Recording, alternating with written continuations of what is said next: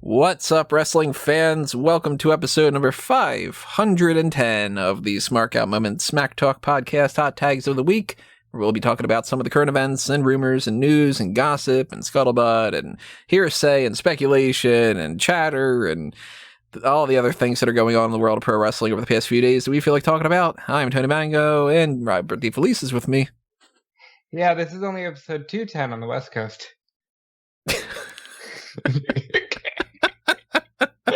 That's a good one. You know, it's a joke that I've been really loving to do for, I don't know how, it's long enough now that I don't even remember when it started. I love messing with people with time zones and saying things like, it's currently 11:58 p.m. on the 10th of September, and me saying to somebody on, like, you know, mountain time, being like, oh, it's 11:58 right here. Is it like 10:46 there? And for like the split second, they go, wait. And then it's like, it takes just a moment for them to not realize that. And be like, oh, it's, you know, it's, we're heading 2 minutes from now. We're going to be on the 11th. So is it like the 14th there? Kind of deal. I love time zones. It's summer right now here. Is it winter there? Well, of course it is. So wherever you are, whatever your time zone is, thanks for joining us for this edition. And you know how this normally works. We're going to run down all the hot tags. We're going to tell you our thoughts, and we want to know what you have to say. So drop a comment below. Tell us your thoughts on whatever it is that we are talking about. And while you're over there leaving a comment, then hit the like button, hit the share button to pass this along to somebody. Hit the join button if you want to take part of the members-only content and be able to digest things like when we talked about which Simpsons members would be which pro wrestlers, which was a fun conversation. And that's the same thing as you would see over on the Patreon, patreon.com/smarkoutmoment. Do the pick your poison tier if you want to request something that we've got going on like that. Hit the thanks button if you want to toss a little tip jar money our way. Go to the TeePublic and Redbubble shops if you want to pick up some merchandise. And I will tell you a little bit later on about another switch over with our Manscaped code. But I don't want to do that for the first 10 minutes of this. Lars Sullivan wouldn't appreciate it at the very least. And I'm never going to live that down. And then, you know, we'll do that midway through. But let's talk about some topics here.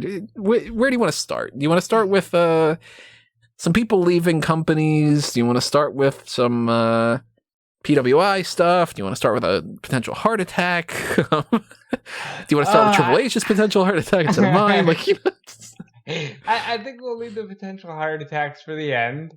Let's start with PWI. All right, so PWI 500, that came out for 2021. The number one, to spoil it for anybody who doesn't know at this point, is Kenny Omega. Number 2 is Roman Reigns. Bobby Lashley is number 3. Number 4 is Drew McIntyre. And number 5 is Kota Ibushi. I'm not running down the whole 500. I'm stopping at the top 5, at least for there. I think we only know the top 10 right now, if you want to just say that. No, according to this list that I'm looking at, there's the full 500. Oh, all right. Well, I haven't seen it yet. Number 500 is Lulu Pencil. The P is for pencil. Well, that's how first and last names work. I mean, what's the L for? The P is PWI. Oh, the P and PWI. Pencil Wrestling Illustrated. Yes. Here's a quick side note that nobody will find really interesting, but I find it interesting enough. My first day of kindergarten, I misheard a kid's name, somebody's last name. I won't say his name, but I came home from school apparently saying, "There's a kid in my class named Pencil," and I was like, adamantly like, "No, the teacher said his name was Pencil." It's not at all, but I was just like, you know, this kid's name's Pencil. So seeing somebody named Lulu Pencil, I'm like, there's somebody out there named Pencil, even if it's a fake name. There you go. There it is. You know what? The most shocking thing, I'm going to pick a random number here, is that Big E is number 13 on the PWI. Keith Lee is 24. Like, what did he do over the last calendar year? There are some people that I've never heard of in my entire life, so I, of course, can't rank, like Suwama, number 18. I have no idea who Suwama is. I don't even know if I'm pronouncing that correctly. And I can't tell you anything about, like, specifics for, I don't know, say, Lee Moriarty, he just got signed to AEW. I have not seen a single match of his. So he's number 47. I just want to know, like, how is a guy like Pete Dunne number 500? Or even, like, I'll be... Yeah, he's number 100. Oh, wait, okay, that's not that. I was going to say, that seems really weird. But, like, how do you have Pete Dunne 100, but Keith Lee is 24 when it's like Keith Lee didn't do anything? Now, I'm not going to get all worked up about the PWI. Look, Twitter did that. A lot of people put a lot more stake into this than I think you necessarily need to, but it is kind of curious when, like... into anything. Like, I mean, a bun, a baked potato. Like, steak goes good with everything. But, like, steak I don't want to put a lot of stake in this because, let's be real, like, it's a work. I think that's what makes it cool, is that it's a work. Because there's not enough worked things in wrestling media now, because so much of it is behind the scenes stuff. But, like, Kenny Omega had a great year. He held, like, 50 different championships. By default, he has to be, you know... Yeah, he makes sense to be number one. And it's funny, Matt Hardy had guessed the top couple on some BTE thing. He had said, like, you're the best wrestler in the world, followed by Roman Reigns and Bobby Lashley and Drew McIntyre or something. And it's like, yep, that's exactly what it was. But there are some that I still think are like, huh, really? Like, Rich Swann's number 10? Yeah, I guess he did have a strong beginning of the year in Impact. He did win the belt at Bound for Glory last year. That is still their big event. That's starting at 10 p.m. this year. Hey, what's up with that? Because it's the fucking Saturday Night Dynamite. Huh. So they're just like, well, we're not going to get people watching that because they'll watch a TV show instead. That's so like, that whatever. Pitiful? I guess so. But like, Finn Balor's number 8. I don't think Balor should be that much higher. He had a good year in NXT, though. Did he? He did. He only wrestled like 3 times, didn't he? What, did he champion by Halloween?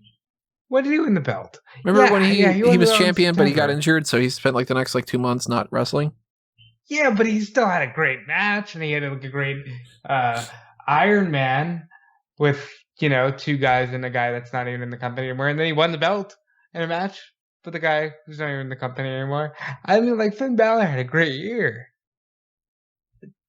Kyle O'Reilly, I think he's like number 50. Yeah, number 50. I'm gonna put him a little bit higher. I'd put Randy a little bit higher. But I'm a huge mark for Randy. Like, I think Randy's one of the best in the world. There's somebody named Shun Skywalker. Wonder who is more of a Skywalker, that person or Rey? It's clearly that person because hashtag Last Jedi sucked. Yeah, there's a lot of on this list that just like, yeah, whatever, you know. Again, like, it's not the most important thing in the world, but it is kind of neat to see where some people rank. You know what I will say? I'll flip it. Fuck those people that are just like, oh, it's just a number. Don't get all worked up if you're on the list. It's like, let the fucking people be excited that they're on the list. Stop killing people's fun. Yeah, Braun Strowman got excited. He's like, look, if this is the highest that I've ever been ranked, and I didn't even wrestle for half the year. Like, that's a good way to approach it. and I've been, you know, I guess if it's based off of from Mania last year to like January, or Mania last year to Mania this year, Braun Strowman could be out there. He had a good year. He was 30 something, I think. He's 27. Let me see what just above Walter and just below MJF. Looking up the voting cutoff for the PWI 500. Yeah, because it's also important to remember it's not that it was last week. So anything that happened over the past 2 weeks or so, like, you know, it's not like Seth Rollins beats Edge tonight and it's like, oh, he just beat Edge. Why isn't he higher up? You know, like that kind of deal. And it's all over the place too. You got people from like every possible company. So when you start comparing people on different rosters, somebody who's high up in AEW, somebody's high up in WWE, somebody who's high up in New Japan, suddenly the number one ranked on all of those companies, they can't all be number one. So you take the number one guy, even if you did the number one guy, the number one in one company and another one, you're doing 1, 2, and 3. So it's the number July 2 guy has to be June. already number 4 or 5 or 6. Yeah. It's July of 2020 to June of 2021. Okay. So with that context, So prior to SummerSlam. So with that context in mind, it makes perfect sense that, you know, it's Kenny and Roman because they've objectively had the best runs. It makes sense that Braun Strowman would be that high because he was Universal Champion. It makes sense that, you know, Rich Swann would be number 10 because he was Impact Champion throughout a majority of that time. Makes sense why Christian's not higher up on there. Yeah, like Christian's not higher up on there.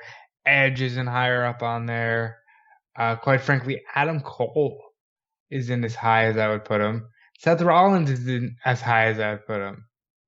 So a little bit more of that makes sense.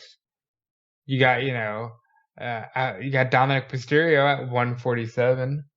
He was not ranked last year. This is his first year on the PWI, and he's just coming in at the top 200. Leon Ruff in top 200.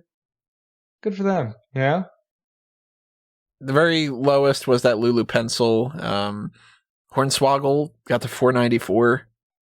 Ryan Nemeth, 491. Matt Cardona just shy of 300 at 297. 300 was Mike Bennett. You got people on there too that are like, Killer Kelly, Jordan Grace. Yeah. So it's an interesting list. Check it out if you want to check it out. Hey, Grayson Waller's on the list even. I mean, shout out to Flapjack, who's at 378. You know, like, good for Flapjack. So check it out if you are interested in that. And yeah, I don't know if we'll ever make some kind of Smark Out moment list kind of like that, but we did do the tier list. So check that out. That we did. You know damn well that we will, and Mabel will be like number 25. Well, we do have our upcoming all-time roster thing. We lots of roster-related stuff because next week we're going to be hopefully doing the AEW tier list stuff. So, hey, pop quiz, what number is Jimmy Lloyd without looking? Let's go 408. 258. Wow. Okay. Good job, Jimmy. Almost the halfway mark. Where's Kamo? Is Nick Colorado on the list? Let's find out. Nick? No, he's not. Next year.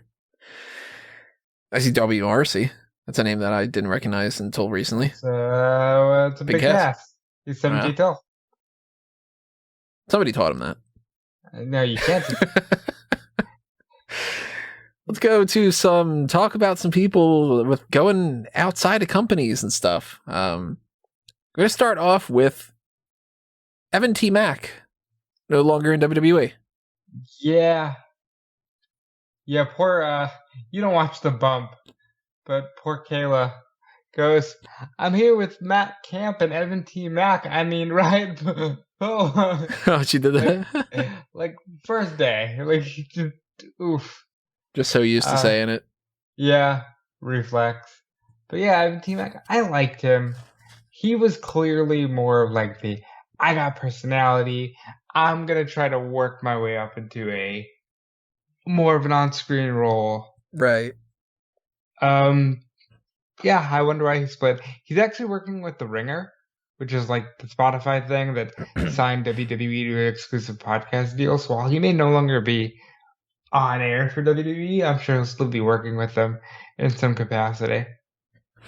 Popola and Matt Camp have been, I mean, like Kayla does her stuff on like SmackDown and whatnot, but like Camp and Popola really kind of like made that their own in a lot of ways. And they've been the ones that have been a part of the Ultimate Show, and they've got a great chemistry together too. Like I really like that pairing. I want them to kind of stick around for a long, long time.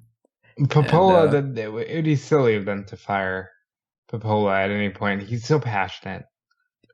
You listen to Popola mark out over something, it's going to make you more interested.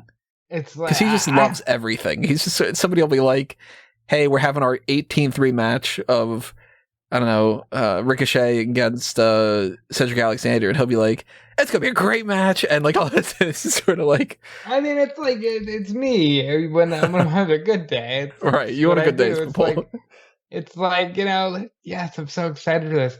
I am sad. Quick sidebar that I wasn't on the All Out show because I lost my mind at the end of that show. Where's my mind? Like Adam Cole. We'll eventually talk about it, but man, I'm so excited.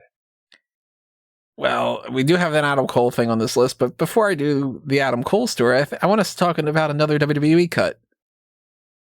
The backstage crew and the downgrade in the catering. I'm not sure I'm aware of this. So this is something that I don't know how 100% reliable it is, but it's something that's been put out there. So, I guess like with anything, take it with a grain of salt. Supposedly, their backstage crew is down to like one team. So now it's like people have to do the job of like multiple people. And that's going to push everything further back, and everybody's going to be more frustrated and running around like crazy. And supposedly their catering is going to go downhill, and that they are using more of like the arena catering for the meantime, and they're going to get with a cheaper caterer. And if that's all true, then no, you're making record profit. If that's true, that is absolutely ridiculous, because it's just like, take another thing off the list of a reason why people would want to hang around the company, right? Like, are they going to tell people to start brown bagging it? Where it's like they are worth a certain amount of money, but they don't actually have a certain amount of money to spend. You know what I mean? Whatever happened to the whole switch over from the Stanford headquarters thing? Oh, they're still doing that. It's supposed to take a lot of money and a lot of time, right? Yeah, and they're still pushing ahead with that. But this has to be one of those things where it's like, okay, they borrowed against something, so now they're playing with a deficit. Has to be what it is. I still think that they're selling. I know that like nothing's come out about it, and a lot of people do the whole like, oh, well, we're not really selling or whatever. But how many times do we hear the whole, don't believe what you read on the internet, that it ends up happening, and then they go, yeah, well, we couldn't say it, like the whole Edge is like, I'm not coming back for the Royal Rumble, and then he comes back and he's like, oh, well, they said it, but I didn't want to, like. Well, I'll say this, I don't want to speculate too much, but we will talk about a certain topic later that makes you really wonder about the future of the WWE. Once we start talking about Stormbreaker. Yeah, clearly. I hope that this catering thing's not true, but I figured I'd put it out there just in case, because it's another topic that's leaning towards, why wouldn't Kevin Owens want to leave? Oh. Which he has tweeted out the GPS coordinates for Mount Rushmore, which is a tease of his stable over at PWG. And with Adam Cole and the Young Bucks. And they had... he also switched his location to almost there, and the Young Bucks switched to there. And his contract is coming up at the end of January. They had restructured contracts to this whole new setup with whatever switches they did, where his multi-year deal that he signed in 2018 is actually going to be up next year. And it seems like it's almost a guarantee that Kevin Owens is going to go to AEW. First of all, subscribe to Fightful Select. Sean Ross Sapp does amazing work. Subscribe to Fightful Select. Second of all, my lord, am I glad I can openly talk about this. So we do get a little bit of a heads up on things. Not like a tremendous one, but we get a little bit of one. And be honest, who's winning WrestleMania in 10 years? Oh God, I wish. I'd be playing DraftKings. Are you kidding me? No, but honestly, this is a no-brainer, right? It felt like it was a guarantee before any of this happened. Before you even knew, yeah. Like, because he's been doing like nothing, and like I've been saying this for 2 years now, where I'm like, they're wasting Kevin Owens. He is one of their best guys, And he just seems like he's going through the motions because it's like this babyface thing's not working out all that well. And they don't give him anything to sink his teeth into. The best thing he's been doing the past couple of months has been when he was giving a little bit of money to Corbin. Yeah, Kevin Owens. So, like, AEW can't sign everybody. Kevin Owens has to be signed. Mm-hmm. And look, it sucks to be in a position where they might have to release certain people to make room for certain people, but if one of those names is Cesaro, I won't be too sad, quite frankly. When you got some people that are like that, do you think that WCW back in the day would have thought twice about bringing in Shawn Michaels and getting rid of, like, Horace? You know, right. like... You know, it's...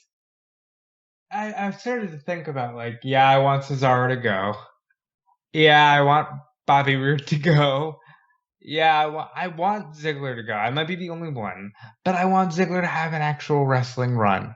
I want him to have a run, you know? And I'm hoping, like, if he can go somewhere else, maybe he'll feel excited about potentially wrestling. Because right now he feels like he's going through the motions. But Kevin Steen will go, and it'll be great.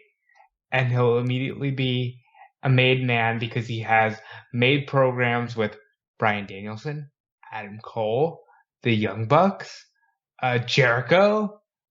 Yeah, like, he's got made programs with so many people. I've got an article coming out in the next couple of days that I'm mostly finished, but I was going to originally write top 5 people I'm looking forward to seeing if Owens goes to AEW, and I ended up with a list of 25. And then I went, I got to scale this down a little bit. So it ended up becoming a list of top 10 where I actually do about 15 on the top 10 because there's a tie of, like, Darby and Jungle Boy and Sammy and Starks where I'm just like, just all of them tied because I don't want to not include them on the list. That kind of deal. Like, completely cheating on the list. But Owens is, like you said, he's a made man if he goes over there. He is way too good to be not a featured player in WWE. And they dropped the ball with him. Now, there is a chance that this doesn't work out that way, but look at every other scenario so far. Every other person that's been like, well, maybe they re-sign and whatever. No, they go to AEW or they go and leave and go somewhere else or something, and he's not going to go to, like, I don't know, say Impact. He's going to go to AEW, and he's going to be a top guy there, and he would have amazing matches with Kenny Omega and with Malachi Black, even, like, just redoing some of the feuds that they've done before, but doing it without WWE stifling creativity. That's right. He's got a made feud with Malachi Black. He's got a made feud, I'm sure, with, like, probably even Cody at some point. You know, like, when you boil it down, he fought the Big Show at some point. Were they in, like, a fight match? Yeah, something like that. They got a made feud. Fist he fight. Could kill Darby Allin. He could kill Darby Allin, and people would watch. I would love to see him beat the tar out of Joey Janela in some kind of a hardcore match. That'd be an amazing wrestling match. I want to see what Jericho and Owens can do and to make up for WrestleMania. He never fought Punk. Yep, it's on the list. He never fought Punk. Spoilers for my list. This is basically my list. And, like, Brian, Brian's first match back was with Owens. You know, it's like, this guy, he has to go. He has to go there.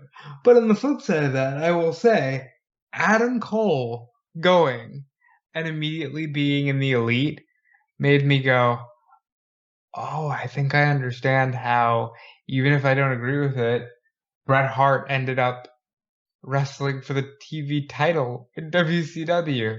Because when you're stacked, you're stacked.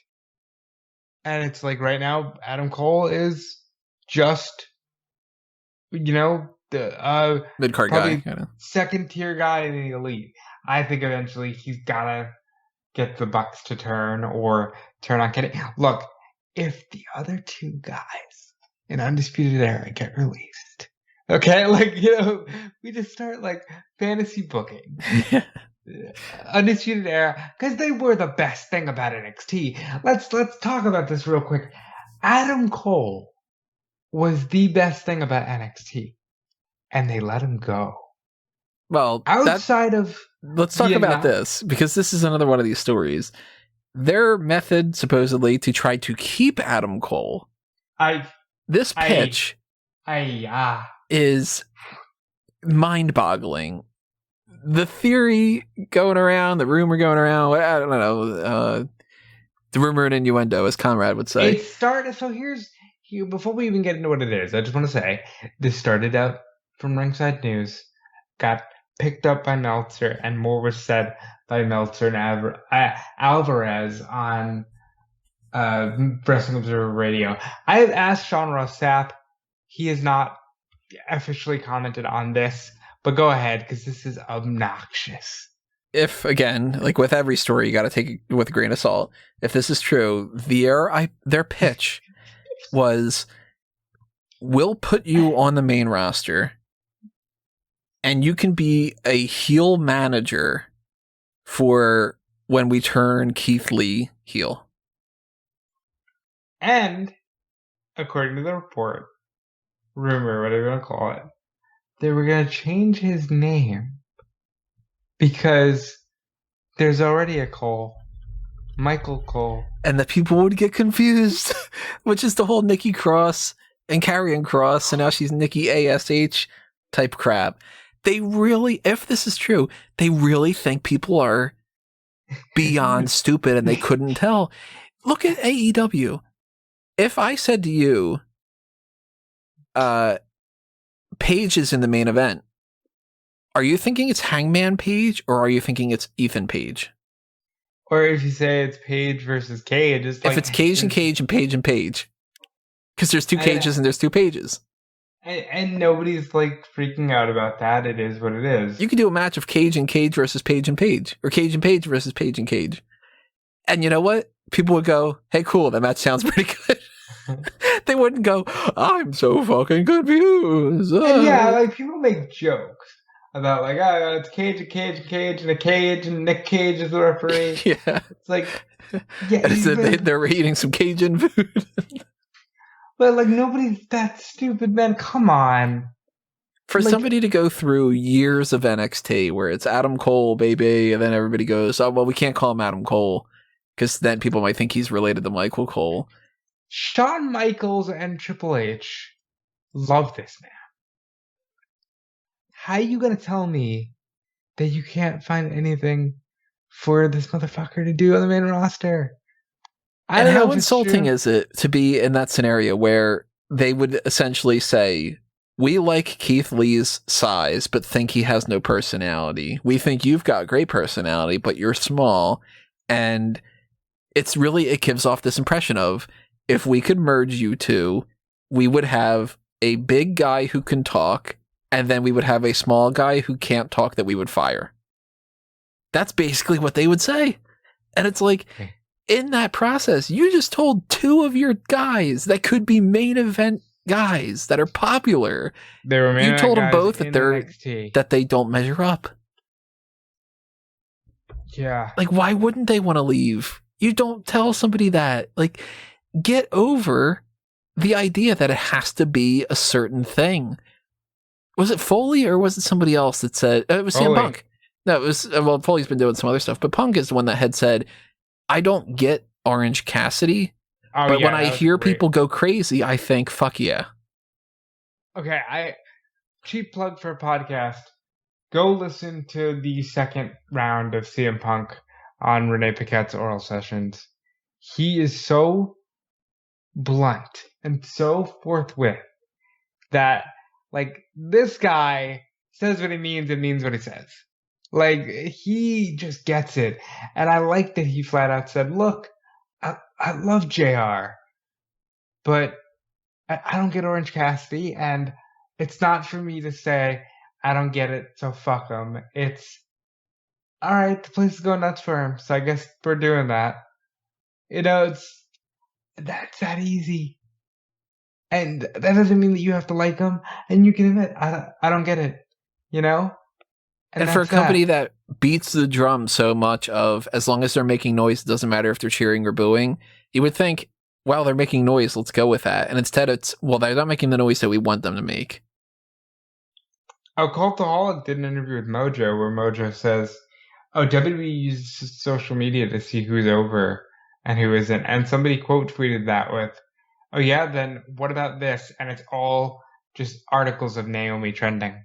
And they're like, why aren't they doing anything with Naomi? It's that selective type of thing of like, well, we want to look for the bias, I guess, of like, if it goes with the narrative we want, then it's proof. If it goes against it, well, then that doesn't matter, you know? People do that kind of crap all the time, and it seems like that might be the case, but it's like, how do you say to Cole, again, if this is true, it might not be. We don't know. We weren't there in the fucking room, but how do you say to Cole, listen, pal, we really want to keep you. We'll give you this great contract. Don't you want to be in the big leagues? Don't you want to be in WWE? Don't you want to be a heel manager because we don't think that you should wrestle because we think that you're tiny? You know what I mean? And it's like, okay, well then he just goes, fuck you then. I'll go to the company that isn't going to say that about me. And like, okay, let's play devil's advocate for a second because that's what I do. There is an argument that can easily be made that Adam Cole is small. Yeah. And he's like, compare him to Randy Orton, he's going to look smaller. It's just a fact. He's not as tall. I wasn't on the All Out show, but Punk looked real big compared to Darby Allin. Right. But we know Punk isn't a big guy. It doesn't matter, though. Adam Cole exudes charisma. Adam Cole is a star to the point where Johnny Gargano wrote like this touching goodbye on social media. Ciampa said something. What was the other one I was thinking? Xavier Woods was like, I spent 20 minutes crying over the status of an Uno game because they won't be doing that anymore. Like, sad. It's Adam Cole should have been in the main event of WrestleMania years ago. They should have called it the Undisputed Era years ago. And now that it's over, I can gladly say that when they split the Undisputed Era, you knew it was over. Pretty much. You knew it was over. And now looking back 6 months later, yeah, it was over. It's really just like, again, mind-boggling is the word to use because it's just, man, nothing's going to change unless things change, you know? And now it's like, let's talk about the there's another NXT person who is potentially leaving WWE too, that keeping the train going on that. Angel Garza. He tweeted out an hourglass and a little eyeball emoji, like waiting basically for when his time is up, which you can only really take as I'm waiting for my contract to come up because I'm not doing jack shit. And once I can leave, I'm going to leave. And I don't blame him either. Do you blame him? Andrade, fucking Vega, and Garza carried Raw through a pandemic. Mm-hmm. How do you disrespect these people? It was those three, Bianca, and the Street Profits for like 9 matches a week. And they were paired with Randy at one point. They were doing like 3 matches a show at one.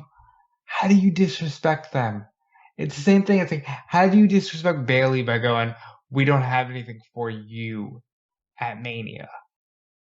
At what point do we stop saying, like, if I had one question to somebody in charge of WWE right now, Nick Khan, let's say, if I was to interview Nick Khan, I'd say, what is more important to you?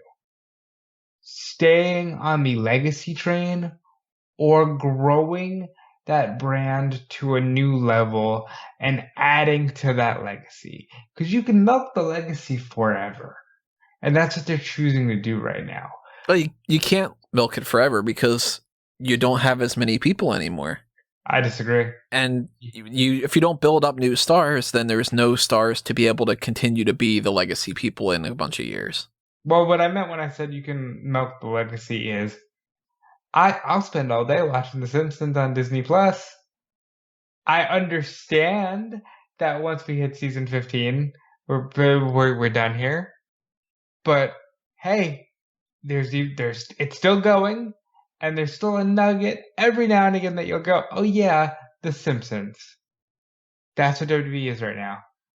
You mean it's like you think that they're trying to take an approach of where like baseball, where once you're a fan forever, and you might not watch every game, but you're probably going to watch it for the rest of your life, that kind of deal. Right. And Drew McIntyre may not be Sammy Sosa or Mark McGuire, but he's good in his own right. Well, if he's going to be like Mattingly, you better trim those fucking sideburns. Was it Mattingly or was it somebody else? I think it was Mattingly, right? It is Mattingly. All right, so if we're doing the Simpsons thing again, who's Ken Griffey Jr.? Oh, Ken Griffey Jr. So that would have to be somebody of importance. I'd say maybe like a Brett. You know what I mean? Oh man, Simpsons are great, but it's just, it's another story. But I think that's what they're doing now. I think they're just like, we are WWE, buy our library, buy our history, buy my book. 10 points if anybody gets the reference to that. I won't even say it. And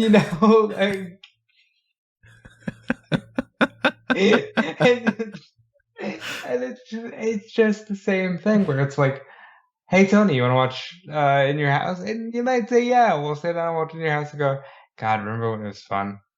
But here's why AEW works. Because it actually is fun. Yeah, it's fun now.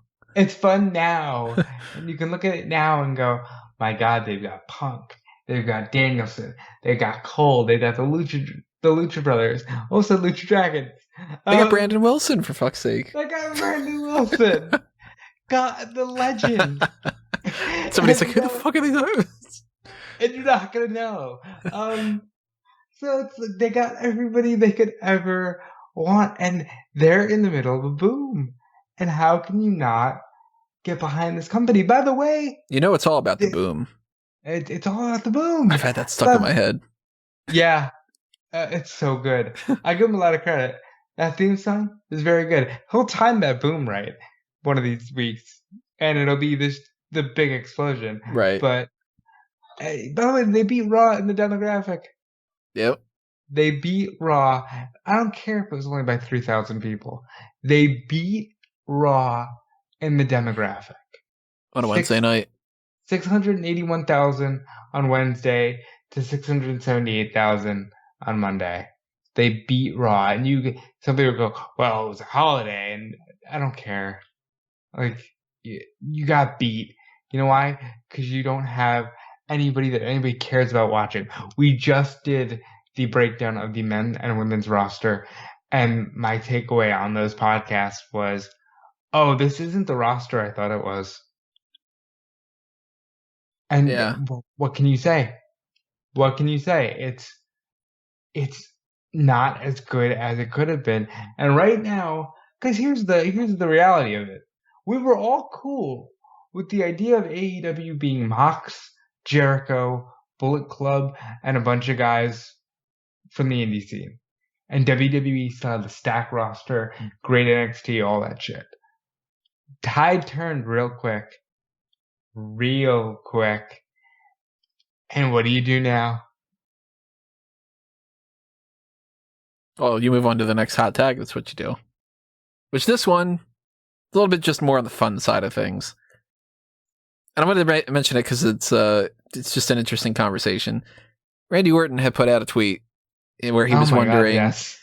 Could Stormbreaker, Thor's axe that he uses in Infinity War and Endgame, and I'm assuming probably he'll use in Thor 4, Thor Love and Thunder, since that's such a powerful weapon, could that decapitate Wolverine with his adamantium skeleton? So CM Punk had tweeted back, yes. I think no. I think if it was going to happen, it would have happened in a storyline at some point by now. And I'm going to say no, because he's got the pretty sweet regeneration abilities. To the best of my recollection, the only things that have really done anything to Wolverine, and yes, I know that this is more fanboys talk, but that's the point. To the best of my recollection, the only thing that's happened with has been when Magneto's sucked all the adamantium out of his skeleton, or if other adamantium was there, because it's like, you got to use a diamond to cut something. You don't use a rock, that kind of deal. Well, diamond is a rock, you know what I mean? But like, I don't think Stormbreaker's powerful enough for that. And I like the cross-company synergy of like Punk responding to Orton with that. They probably had a DM session back and forth because they can't do it publicly, because then both companies would be like, hey, what's going on here? Well, AEW probably wouldn't care.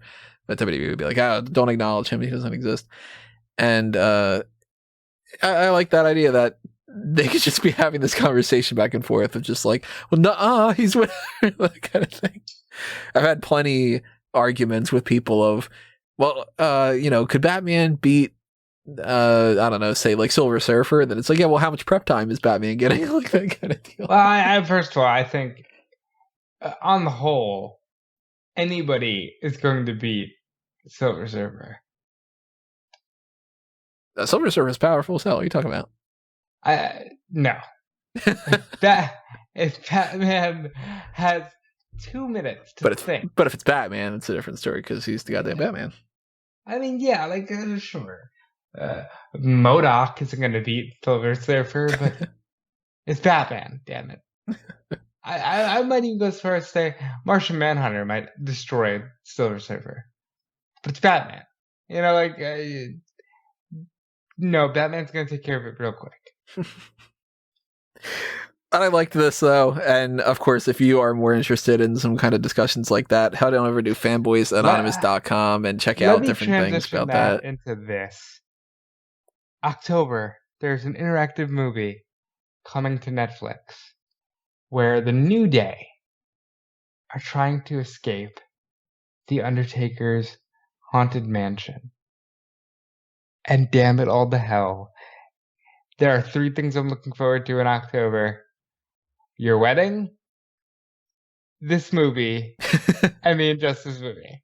And they may not necessarily be in that order. All due respect, because this sounds amazing. Well, there's also the new Bond film coming out in October. October. So, beginning of October, you're going to get another edition of A Review to a Kill over on fanboysanonymous.com. If you've been checking that out, that's been a great series we've been having a lot of fun with. And I think today the Bond Girls ranking list went up. I think it was the Bond Girls went up one today, and you were so intrigued. That's right, yeah, because I had a brain fart where I'm like, oh, somebody put up something about the Bond Girls. I'm going to watch that video later. Oh, wait, it's mine. There really is no time to die come October because there's a lot of good shit. Yeah, so that's all happening. Apparently, there's going to be a Wolverine video game. Oh my god! PlayStation for transitioning into fanboys for 5 more seconds. PlayStation Showcase happens. Wolverine is getting a game made by Insomniac, same people who did Spider-Man. Spider-Man's getting a Spider-Man 2 with Venom. With Venom. What's that? Venom. Just come on. Are you not excited? Cool things are cool. And we still are bound to, at some point this year, get a trailer featuring Tobey Maguire. Supposedly it's happening in October. One more thing from fanboys. Now, you're a little bit older than me, but did you see that Steve from Blue's Clues has entered our lives again to say, hey, I left abruptly, and I just want to tell you that I never forgot about you. And an entire generation, myself included, just went, oh my god, I feel healed. A lot, I never watched Blue's Clues as a kid, but a lot of people that I know were like, yeah, I really needed that. And I'm like, I didn't watch it, so it didn't mean anything to me. I'm still needing that. Can I have I don't know, the guy from Nick Arcade tell me that? Or can I have Mo from Guts be like, here's a couple points? It was such an amazing video, and kudos to Nickelodeon for putting that out. But back to wrestling. So, if you want to know what Randy Orton's up to lately, he's wondering about Wolverine, and that makes Randy Orton even cooler. And you know what? One of the things about Wolverine that's really cool is the old snicket. He's got those adamantium claws. And if you're thinking about shaving down below, thankfully you don't have to be in Wolverine's situation because you could use something over on Manscaped. Manscaped.com/Smark is where you're going to want to go. Our code has changed. Now it's a vanity URL, as it is called. So Smark is not the code to use anymore. Smark20 is not the code to use anymore. It might actually still be active when you're listening to this. I'm not sure when it's going to switch over entirely, but I know at least for right now, if you click on over at manscaped.com/Smark, it will pop up. You will see it on the screen here. I've got a couple different still images that are going to be cycling through, and one of them probably at this point it's already popped up. I don't know. It'll depend on when I'm editing it. With if you go to that, it'll say at the top of the screen that you will get your 20% off and your free shipping, same as it's been. But yeah, look at that. It's a little bit easier to remember. Manscaped.com/Smark. And with their advanced skin safe technology for the lawnmower 4.0, the fact that the nose trimmer, the weed whacker, has not cut any of our noses or anything like that, and you know that's built really well too. You're not going to be in a situation like Wolverine where every single time he popped out those claws, it hurts. And he ends up, a bloody mess.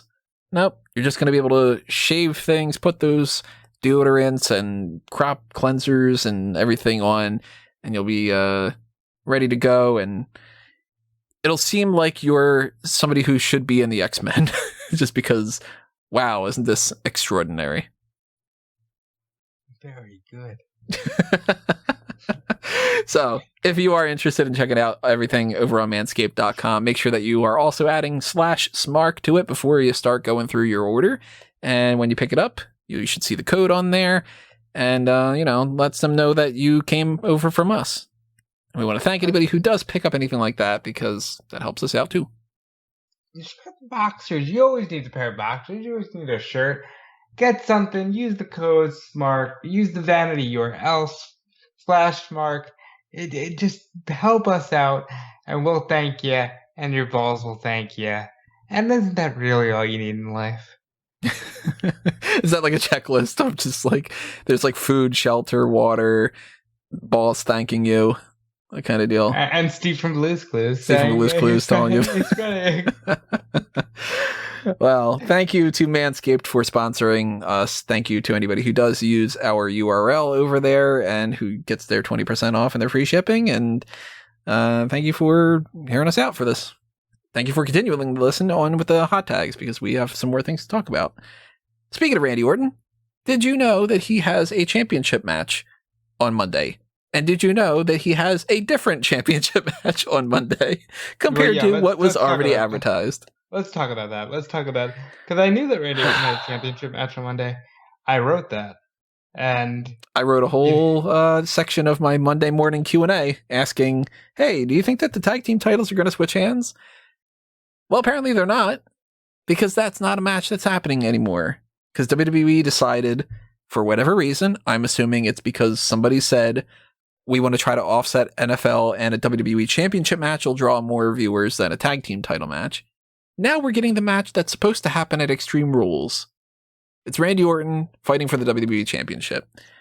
So Bobby Lashley and MVP, the running theme of Monday Night Raw this week was them agreeing to a match for Extreme Rules so that they could get into a tag team title, essentially tournament with this gauntlet scenario, so that they could have a match next week so he could go into that as a double champion.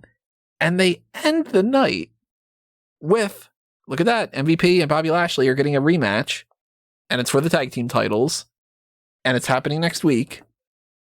And then today on Friday, it's like, nah, actually, it's the WWE title match instead. Yeah. When's the last time we've had an episode of Raw or NXT or SmackDown where throughout that week, all three of those shows actually did what they were saying they were going to do? They did. We don't, because it just doesn't exist.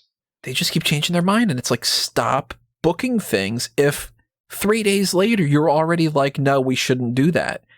Think ahead.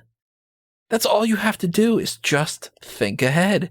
If you were thinking of what you wanted to do for next week and you thought that the tag team titles was good, and you booked this whole episode and you went through the whole episode, what made you think otherwise?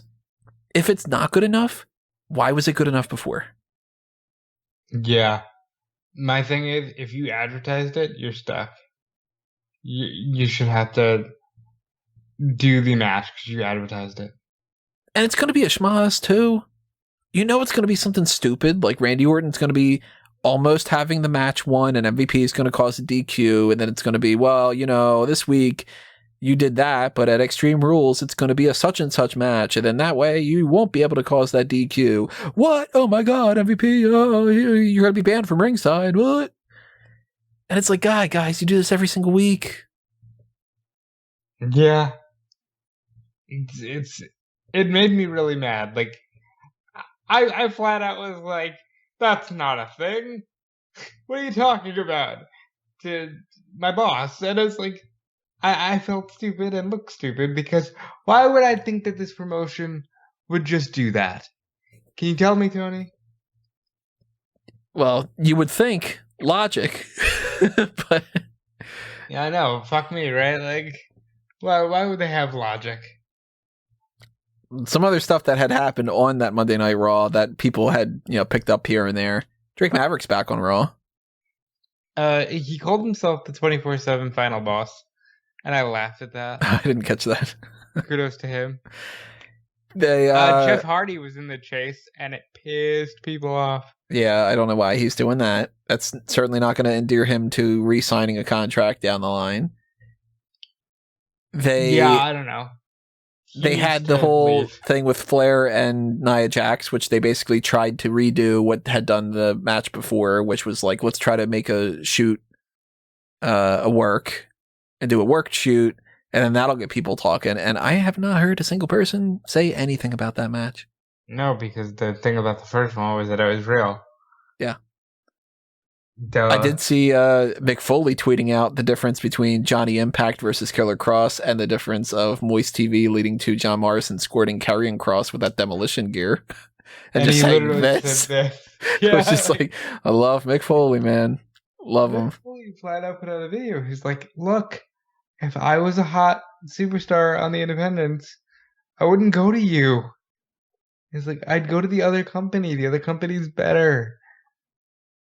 It's like, maybe it's circle of life, but WWE really feels like your grandpa's wrestling, you know what I mean?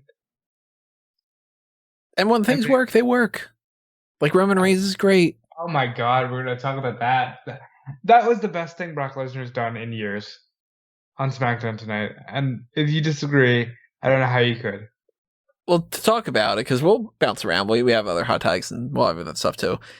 The episode of SmackDown starts off with Roman Reigns basically saying, look, WWE runs New York City, and Madison Square Garden is like the hub of New York City. And since WWE runs that, then since I run WWE, I run Madison Square Garden. Acknowledge me. And people go nuts. Because it's like, hey, that's cool. Brock Lesnar comes out. Just a few weeks before AEW goes to New York City. Yeah, well, you have to try to push that narrative, right? Yeah. And then Brock Lesnar comes out. He calls attention to, hey, Paul, why didn't you tell Roman that I was going to be up there at SummerSlam, which causes some dissension. Fantastic. Heyman gets all psyched up and, kind of seems to be leaning a little bit more towards Lesnar, who says... Well, let's dissect this real quick. Heyman goes... but you're my tribal chief. I didn't know. And Roman walks away, like, all right, I'm done with your ass. And then Heyman, like a conniving lawyer, just a snake in the grass. Ladies and gentlemen, my name is Paul Heyman, and for 20 years, I've been the advocate for Brock Lesnar. And Brock takes the microphone and he's like, I love this. Yeah, it's like old times. You got 5 seconds to accept my challenge on behalf of Roman Reigns. What? 5. And then he picks him up in the F5. Roman Reigns saves Heyman, and then Brock is immediately up, and he's grabbing Roman for the F5. Out come the Usos. Brock gets double super kick, bounces off the ropes, double clothesline. This is the best use of Brock Lesnar I've seen in years. And people eat it up, and it's good. It was good. Because good things are good. And I'll tell you what this, not to sour the note of the good thing, but souring that, think about what happens later on. The end of the night is Roman Reigns says, fine, I'll fight Brock Lesnar and I'll smash him as long as I, once I get past smashing Finn Balor at Extreme Rules. Balor comes out with the whole Demon King thing, and what happens? He stares at Roman, but he stares upward because he's not as big as Roman, and they just stare at each other, and that's the end of the show. Apparently, after the show, Baron Corbin gets his ass kicked because that's the sacrificial lamb, and because you got to send the crowd home happy, right? But it's like, how shitty does that make Balor look in response? Because it's like Brock comes out, he kills everybody. He makes Heyman look like a weasel. He destroys the Usos. He ends up being on top. Roman runs away from him. Balor comes out, and it's like, okay, the guy that I beat last week is trying to look up at me, but he's got like a cosplay thing going on, and we're just gonna stand here. See, this is why I always felt like the Prince David paint jobs, where it was just like, oh, it's a big match, so I'm gonna paint my face like the Joker, or like Venom, or like Spider-Man. It's like, those work better because those were just like, okay, it's a big match, we're on the same guy. In WWE, they present the character as like it's a different being altogether.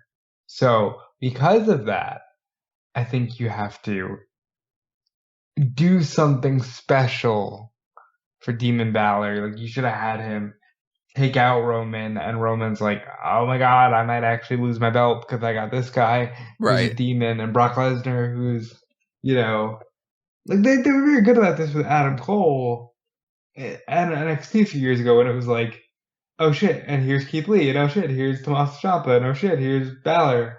Like, do that. Do that. And instead, it's just blatantly obvious. It's like, all right, well, once Balor's out of the way because he doesn't really matter at Extreme Rules, then we'll get into the match that we really care about.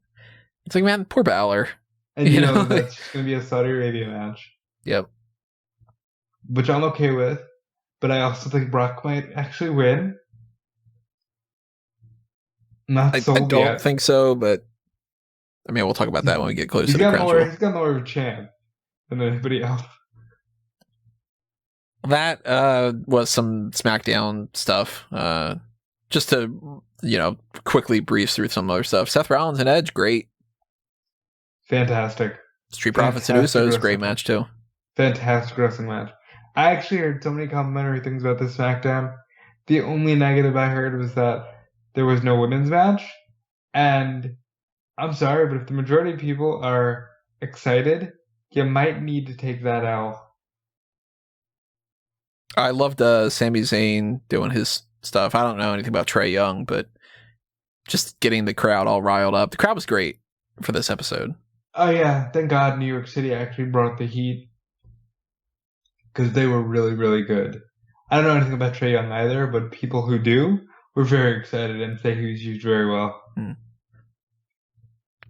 I got nothing to talk about for NXT UK. Yeah,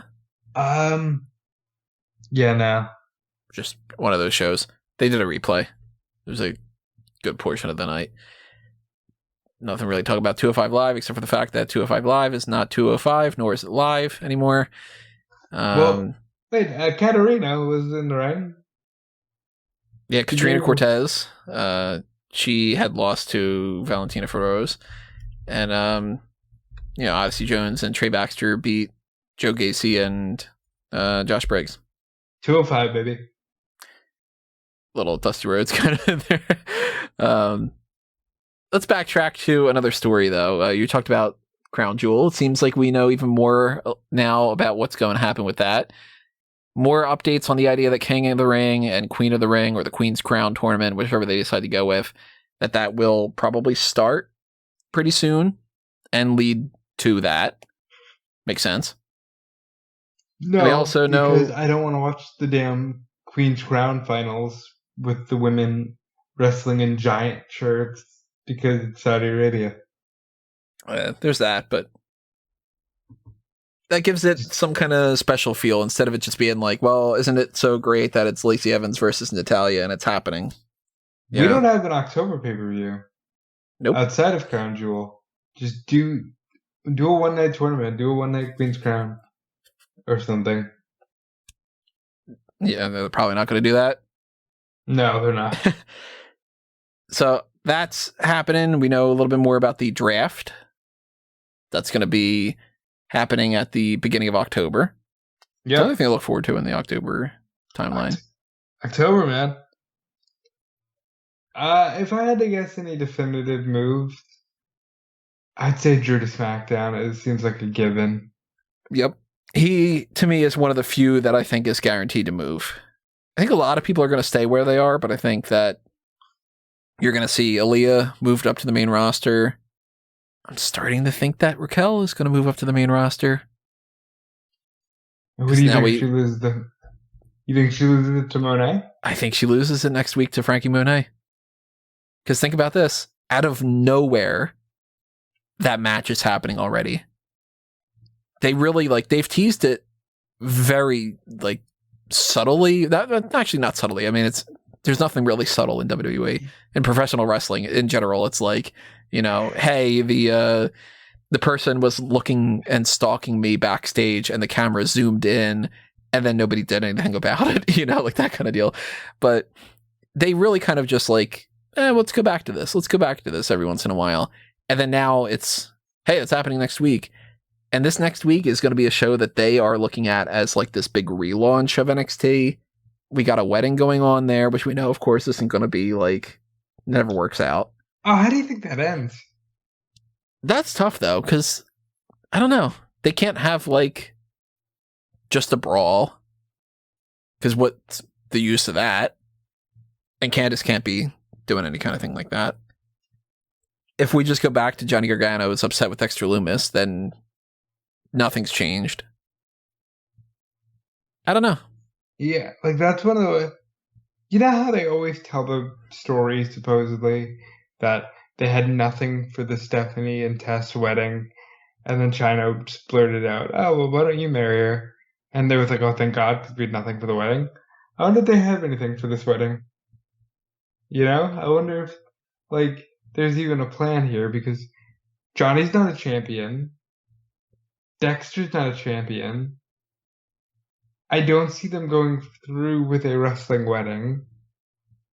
Yeah, because that too, if it's just that they have the wedding thing and it's da da da da da da da, and I do. Oh, I now pronounce you husband and wife. And it's the end, then it's just well, isn't that great? It's kind of something has to happen. But I think as far as just straight up bits that will be played out during the wedding, either the whole thing is silent or Dexter never shuts up. It'd be kind of funny if he's just very, very talkative. He starts cutting his vows at the beginning of the night, and then they're like, we gotta go, we gotta start having matches and stuff, and he's still doing it. I'm very interested to see how this plays out. But I think that the wedding thing on its own is not enough to make it seem like, wow, we are making this big difference, and NXT is this whole new era. But a title change, it's a different story. I do agree with you there. I also think we're getting new belts at some point to go along with the new logo and aesthetic. And it could very well be Frankie Monet. Right now at now it's 1:00 in the morning on the 11th. But right now I'm leaning towards Frankie winning. And I think that means that Raquel is going to go up to either Raw or SmackDown. I'm thinking probably more so along the lines of Raw. But that could play into the draft. And we could be in a position where at this point next week when we're doing the hot tags, we go, okay, wow, we know almost nothing about what they're planning on doing in the future, or, well, it's pretty obvious they have to go here, here, and here, kind of. I'm thinking we're going to know almost nothing because it is a hard reboot. And I don't know if that's good or bad. God. If we're talking about the future of NXT, we got to talk about Triple H. Okay. So Trips underwent some surgery for a cardiac event for a genetic heart issue, which we, of course, are interpreting the way that WWE tends to word things. You know, it's not a hospital. It's a medical facility. It's not COVID. It's unforeseen circumstances or whatever. Yeah. We don't know if this was like a mild heart attack or if it was just one of those like, something's not right and let's get it checked out. Yeah. You know, or it could just be he did a regular checkup and they said, it turns out that we should pay a little bit more attention to this, that we know is running through your family. We don't know because they haven't said, and we may never know. And it's not really our business to know. So if we don't know, then that doesn't matter. It is something that for a publicly traded company and for somebody who's one of the leaders of this company, probably should let people know just in case. Because I would think if I were an investor, NXT's in a weird spot right now. Triple H seems like he doesn't have as much control and his health might be in question. So what does this have to make me think that the future is stable? You know? Yeah. Terrible, terrible news. I'm hoping he pulls out of it. Yeah, obviously that's like number one priority over anything else. Hopefully everything's okay. I just hope he's happy and healthy. But man, it really is scary because that could have been really a lot of different things. And, thankfully it's just, okay, he had heart surgery and everything's okay, because it could have been more grim. And I'm just thankful that it wasn't.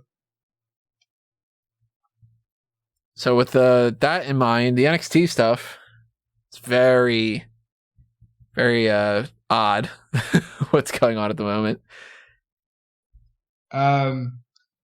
It's concerning, isn't it? Like, you've got reports coming out from Fightful Select that say, oh, it's just going to be a scaled down main roster. That's very WWE CW. I don't want to see that. No, and you would hope that they would have learned their lesson from there, that you can't do that and expect it to work. You can't have... Look at it this way. They don't want to admit this, but they know it. And everybody knows it. So it's not like it's just everybody but Vince or somebody would know it. Everybody knows that SmackDown is not the A show. They might have the bigger angle once in a while, but they are not, have not, and probably never will be the A show. They don't have 3 hours. They haven't been established as long. Your deal with NBC and Peacock means more than your deal with Fox, that kind of deal. People like Tony Nese, he had left WWE however many months ago, and he had tweeted out recently talking about the 205 Live stuff, saying like, I'm really excited to be wrestling somebody other than the same 5 people 100 times. And you got like Cedric and I forget who it was, maybe Ali or might have been Ricochet or somebody, I forget who. Maybe it might have been Lindsay, was like, oh, you mean you didn't like our 187 match classic? And like, so they point out about like main event and about 205 Live that it's like, well, we know that this isn't an important thing for WWE. You know that ECW was the C brand. And when it's so obvious that something is the C brand of something, they aren't going to put that much attention and thought into it. And if they don't care, nobody else cares. And we've been beating that drum for a while. The reason that NXT has done so well in the past is because it didn't try to be the same as Raw and SmackDown. It was the developmental show. If you had people that weren't great, people wrote it off as, well, it's developmental. Like, I remember thinking that Baron Corbin was like, I mean, I've been a fan of Baron Corbin from pretty much the start, but like, do you remember the era when Corbin was beating people in like 10 seconds? Yep. I wasn't thinking at the time, and I wasn't hearing anybody else really harping on it. Well, he can only have a 10-second match, and that's not going to main event WrestleMania. It was, okay, look, this guy's got a fun enough gimmick, and he's working his way towards being a regular superstar. It's totally fine to do that at NXT. It's totally fine to bring somebody into the mix like a Jessie Kamea and have her wrestle when she's not as well honed as a Bayley. And I'm not going to expect her match to be as good as a Bayley match. And if it is, then holy shit, isn't that great? Right. Like Johnny Gargano and Tommaso Ciampa and Adam Cole and Velveteen Dream when he was there and he was having great matches. And that North American title match with EC3 and Lars and Ricochet and whatever, like, you get a damn good match, the Revival against American Alpha, whatever, and it beats something on the main roster, it's a huge deal. But if it sucks, well, it's developmental, it's fine. So anyway, that's the NXT side of things. You want to talk about some AEW stuff? Why not? Of course. I mean, well, let's talk about the stuff that matters from AEW. So mostly just the Dynamite stuff. Yeah, I mean, Rampage, there wasn't too much going on Rampage. Well, there was one angle, and we'll talk about it. Let's just talk about it now that we just said that there's one angle. Yeah. No more Chavo with Andrade. That happened real quick. But the more surprising thing to me is that Chavo is staying with the other guy, whose name is Jose. Jose outed Chavo as helping Andrade, even though he was clearly trying to help Andrade with a stun gun, no less. And he's like, yeah, but Chavo actually hit Pac with the iPad. And when Andrade found that out, he punched Chavo, left him for dead. Lucha Bros super kicked Chavo, threw him in the ring. Pac locks in the brutalizer, and that's the end of Chavo. Do you think that this is opening the door for Ric Flair? Yeah. Me too. Which is funny, they go from Vicky to Chavo to Rick. It's going to be like every 3 weeks. Andrade gets a new manager. Everybody until they hit Charlotte. They're going to cycle through like any possible thing. It's going to be like the Genius pops up and they get like oh god, I'm blanking on his name, Oscar from Metal on a Mission, like, you know. They'll get Jimmy Hart. Jimmy Hart's still kicking. Yeah, maybe. Just kidding. Hey, you're Andrade Alilo. I love that. And then you get Flair, and then you get the Horsemen on TV. Flair was mentioned on TV tonight because Tully Blanchard and Sting are going to feud in 2021, and I'm here for it. And Sting was like, yeah, well, you rode the coattails of Ric Flair and Arn Anderson. And then Shawn Spears beat up Darby Allin. And it looks like they're going with that feud next, and I kind of like it. So on the Dynamite side of things, pretty good episode. We got some cool stuff going on there. My favorite part of the whole night, easily. Taz? You were thinking? Taz? No, not Taz. Taz breaks out in a song, and it stole the show for me.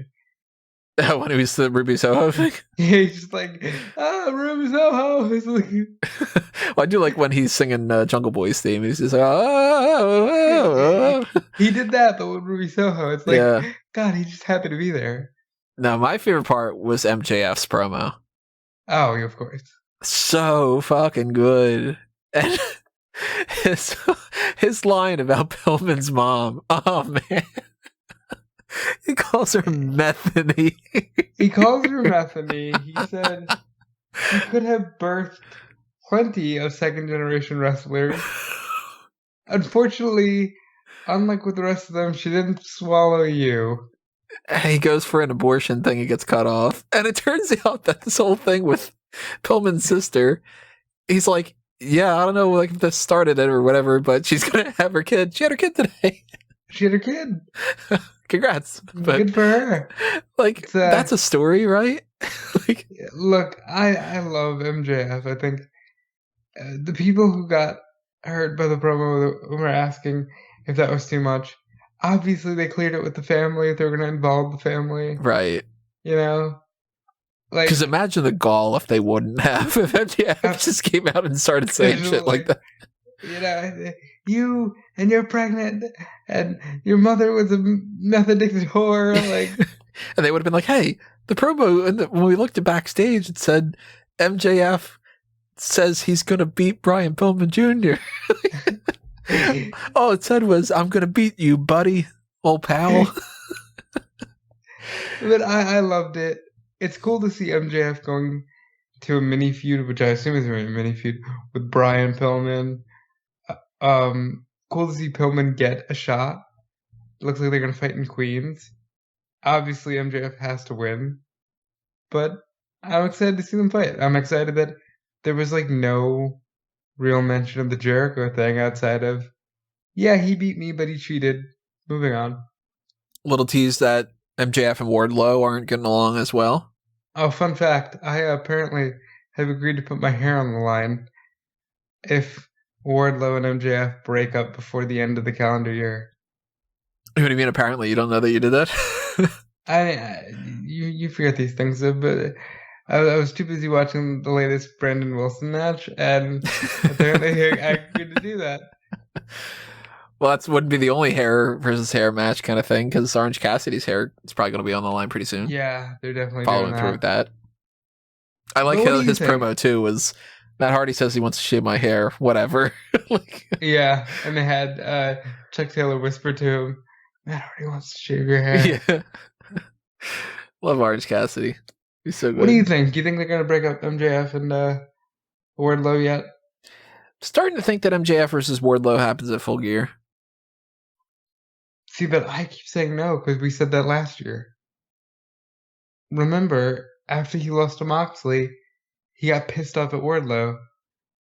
And then he said to Wardlow, no, you work for me, I pay you. I think they're just doing a thing where it's like, just MJF to remind people here and there. Yeah, it's MJF loses and he throws a bitch fit. And then they'll get back on the same page. Which page? Page 17. Not Hangman? Not Ethan? No, page 17. Well, we got that page and cage. So we had that going on. We had some more stuff with Dark Order not getting along. The Pinnacle was a faction again. That's fun. What else you want to talk about any of these kind of stuff? We didn't talk about CM Punk. That's right, CM Punk. Yeah, CM Punk is going to be seemingly feud with Team Taz going forward. He's so happy to be alive. Isn't that amazing? Like, he gets such a reputation for being a miserable prick, and he's just so happy to be alive. Like, he's like, hey, I'm here. Who do you want me to fight with? I'm here. Some people say Moxley. Some people saying MJF. It's just great. You know what's such a good dichotomy kind of thing going on? Not good, I shouldn't say, but like a good example of one thing working really well, one thing not working really well. Punk has this promo, and he's basically saying, who do you want me to fight next? I want to kind of gauge the interest. Okay, Mox, okay, this person, that person. And Taz interrupts, and he goes, hey, nobody said anything about Team Taz and whatever, which is like, haha, like nobody cares about you people, like that kind of thing. It's not actually like crapping on them. But around the same time, they do a thing where it's like, oh yeah, Brian Cage, that thing's not over with. And it's like, man, Brian Cage is really just not in a good position right now. That was actually a huge discourse on Twitter because his wife, Melissa Santos, which is the basis of an article that I'm working on right now of how maybe Brian Cage is somebody that WWE can steal. I think Cage would still be stupid to leave, but I also believe that when Cage came in, he came in with a rocket to his back, right? But he came in seeming like he could be the guy that could beat Jon Moxley, and he wins the casino ladder match. And it seems like, okay, well, now he's definitely going to. And he loses, and he hasn't done anything of note since then. He had the Sting match. He had Sting with the powerbomb that made Sting see the light. But I think a lot of it boils down to steal your phrase, that they didn't know how many big people they were going to have. Look at how big their roster is. It's huge. Well, here's the thing, to steal your phrase. You can't push everybody. And sooner than later, even something like an AEW roster, which has some of the best talent that's out there in the entire pro wrestling spectrum right now, not everybody can be in the main event. Not everybody can be a world champion, especially for a company that doesn't do hot potato as much. So a guy like a Brian Cage, if I'm in his shoes, I'm thinking, look, I've been in the company for over a year. They really kind of haven't been doing too much with me. And more people are coming in. Like, you got to assume Kevin Owens. You got to assume probably Sami Zayn once his deal's up. I would think so, right? I would assume so as well. But there's always a chance that AJ Styles does. I think AJ's done. You think he's just gonna whenever? I think AJ just rides off into the sunset. Possibly. You never really know. I mean, look at how many people have come back: Edge, Christian, Bryan, Reigns. I'm sure Paige is working on it. Yeah, Paige is working in whatever way that she can to get healed up and everything. So, and that, God, if she goes to AEW, they'll have Paige and Paige and Paige and Cage and Cage. Well, she wouldn't go under Paige, Rampage, but and Rampage with her move with the Rampage. Then we could get Randy the Ram. Just, yeah, Randy the Rampage. Yeah, but Cage is a guy that I'm like, I could see it. If I were WWE, I would be appealing into it. I'd be like, look, you're a huge dude. You're a big deal. What are you doing over there? They're not pushing you. We have nobody at this point. We'll definitely push you. And I think like they would be stupid not to try to get him. But still, I think Cage would be stupid to go. Stay where it's good right now. WWE is a Titanic looking to happen right now. Stay where it's good. I mean, Titanic did make a lot of money. It did, but it's been 84 years. Not since the movie. Okay. Thanks for stepping all over my joke, asshole. I had to one up it with another one just to kind of undercut it.